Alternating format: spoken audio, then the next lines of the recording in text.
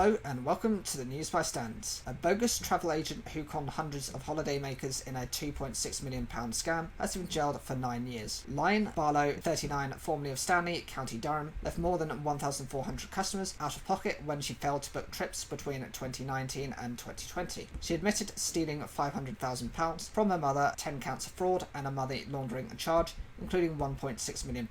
Durham Crown Court heard she also lied to clients about having terminal cancer while carrying out the scam. Unscrupulous Barlow initially preyed on her family and friends, plundering their savings to set up an independent travel agency in which she lured victims with the promise of cut-price deals. Jailing her, Judge Joe Kidd said Barlow had an extraordinary talent for dishonesty, after hearing that she had stolen from her own mother following the death of her father in 2015. She also said she had mercilessly abused the trust of her family and friends. The judge added, "I take the view that you are a thoroughly callous individual. As your house of cards began to collapse, your lies became more extravagant." She said Barlow's behaviour was callous as she funded her relatively lavish lifestyle and gallivanted while her mother struggled to pay bills due to the money being stolen. Barlow told friends, family and angry customers she was terminally ill with cancer in order to emotionally blackmail those she owed money to. The court heard the married mother of two further deceive customers by telling them their bookings were protected by the Atoll insurance scheme, and she was a member of the Association of British Travel Agents, ABTA. News of her bargain holidays quickly spread on social media, seemingly endorsed by glowing reviews. However, many of those who took the bait were to find their holidays had either not been paid for at all or only part of their booking had been made. Some were confronted about the shortfalls while abroad and had to pay extra for their hotels and flights home.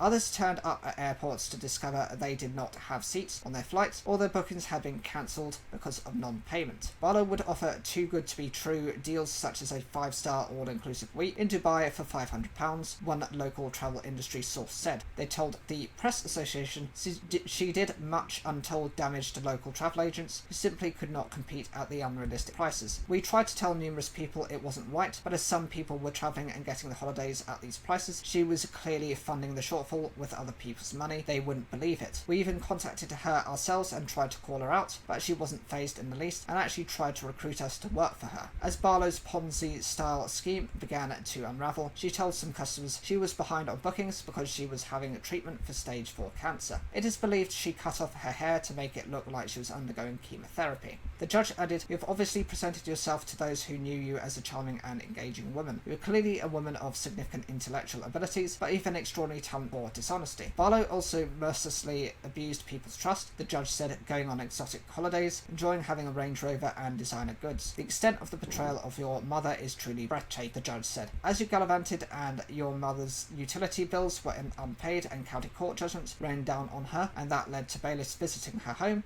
I take the view you are a thoroughly callous individual." The judge said Barlow convinced her mother her cancer had returned, having previously been nursed through it before. She then urged her mother to look after her husband Paul and their children if she died. When victims began reporting the rip-off in September 2020, the stories began circulating on social media. Soon, Durham's police control room was overwhelmed by a torrent of calls from irate victims.